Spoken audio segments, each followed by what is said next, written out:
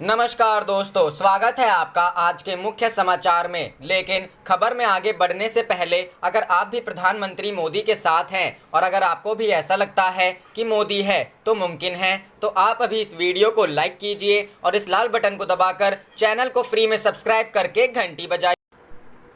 रुख करते हैं पहले खबर की तरफ। जनधन खाते में सोमवार से डाली जाएगी दूसरी किस्त, पैसा निकालने का ये है नियम। जी हां दोस्तों, देश में कोरोना वायरस का संक्रमण बढ़ता जा रहा है। इस वायरस की वजह से देश में एक बार फिर लॉकडाउन बढ़ा दिया गया है। अब लॉकडाउन 17 मई तक के लिए लागू है। इस संकट के बीच केंद्र सरकार सोमवार से 500 रुपए की दूसरी किस्त डालने वाली है। ये किस्त महिला जनधन खाता धारकों के अकाउंट में दी जाएगी। बता दें कि सरकार की ओर से गरीबों की मदद के लिए अप्रैल से 3 महीने तक हर माह 500 रुपए की मदद देने की घोषणा की गई थी। ये फैसला कोरोना संकट को देखते हुए लिया गया था। इसकी जानकारी देते हुए वित्तीय सेवा सचिव देवाशीष पांडा ने कहा कि लाभार्थियों को यह पैसा निकालने के लिए एक सारणी जारी की गई है। उसी के हिसाब से वे बैंक शाखा या ग्राहक सेवा केंद्र जाकर पैसा निकालें। इस पैसे को एटीएम से भी निकाला जा सकता है। देवाशीष पांडा ने कहा कि बैंक शाखाओं में भीड़ न जुटे, इसीलिए इस राशि का स्थानांतरण 5 दिन की अवधि में किया जाएगा। इससे सामाजिक दूरी के दिशा निर्देशों का अनुपालन करने में मदद मिलेगी।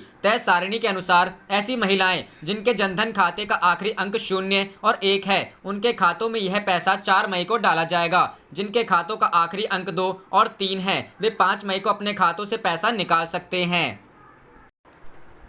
रुख करते हैं अगली खबर की तरफ। दूसरे राहत पैकेज को लेकर वित्त मंत्री निर्मला सीतारमण और गृह मंत्री अमित शाह से मिले पीएम मोदी। रिपोर्ट। जी हां दोस्तों, कोरोना वायरस लॉकडाउन के चलते देश भर में पैदा हुई आर्थिक चुनौतियों के बीच इससे प्रभावित उद्योगों को दूसरा राहत पैकेज देने के लिए प्रधानमंत्री नरेंद्र मोदी ने शनिवार को गृह मंत्री अमित शाह और वित्त मंत्री निर्मला सीतारमण समेत कई अहम मंत्रियों और आर्थिक मंत्रालयों के साथ बैठक की। समाचार एजेंसी पीटीआई ने अपने सूत्रों के हवाले से ये जानकारी दी। सूत्रों ने कहा कि प्रधानमंत्री ने शाह और सीतारमण के साथ विचार विमर्श किया। वह इसके बाद सूक्ष्म, लघु और मध्यम उपक्रम जैसे अन्य प्रमुख आर्थिक मंत्रालयों के मंत्रियों के साथ भी संबंधित मुद्दों पर बैठकें करेंगे। वित्त मंत्रालय शनिवार को ही बाद में प्रधानमंत्री मोदी को अर्थव्यवस्था की स्थिति और इसे संभालने के लिए मंत्रालय की ओर से विचार किए जा रहे आगे के संभावित कदमों को लेकर एक विस्तृत प्रस्तुति भी देने वाला है। मंत्रालय ने माल एवं सेवा कर संग्रह के मासिक आंकड़ों को शुक्रवार को जारी करना टाल दिया था।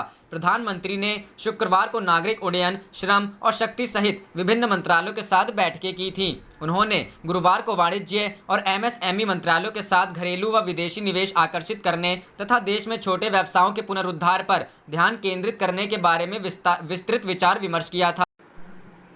रुख करते हैं अगली खबर की तरफ। मंत्रियों व विधायकों के खर्चों में कटौती करेगी योगी सरकार, लिए कई अहम फैसले। जी हां दोस्तों, कोरोना संक्रमण की वजह से देश और दुनिया में त्राही त्राही मची हुई है। प्रदेश की योगी सरकार कोरोना वायरस के संक्रमण से हर स्तर पर निपटने के लिए हर संभव प्रयास कर रही है। इसके मद्देनजर रोजाना नए फैसले लिए जा रहे हैं। योगी सरकार ने कोरोना वायरस महामारी से निपटने के लिए अपना खजाना पूरी तरह से खोल दिया है। योगी सरकार मंत्री और विधायकों के खर्च में कटौती करने के बाद सरकारी अफसरों की यात्राओं पर भी लगाम लगाएगी, जिससे कि खजानों को खाली होने से बचाया जा सके। वैसे कई अधिकारियों ने महामारी से पहले गर्मी में विदेश यात्रा के लिए छुट्टियां मंजूर कराई थीं, लेकिन लॉकडाउन के ऐलान के बाद अपनी यात्राएं स्थगित कर दी हैं। वहीं सरकार ने यात्रा अनुमति रद्द कर दी है। 900 करोड़ रुपए से अधिक की बचत होने का अनुमान यूपी सरकार बीते 2 महीने से बढ़ते खर्चे और घटती कमाई के मद्देनजर अपनी सभी गैर जरूरी अनावश्यक खर्चों में कटौती करने के साथ ही जरूरी खर्चों को भी कम करने या फिर उन्हें टालने की संभावनाओं पर गंभीरता से विचार विमर्श कर रही है। वित्तीय संसाधन जुटाने के लिए हाल ही में कई अहम फैसले करने के बाद सरकार अब अधिकारियों, कर्मचारियों आदि की विभिन्न यात्राएं व प्रशिक्षण, सामान्य तबादले आदि पर रोक लगा सकती है।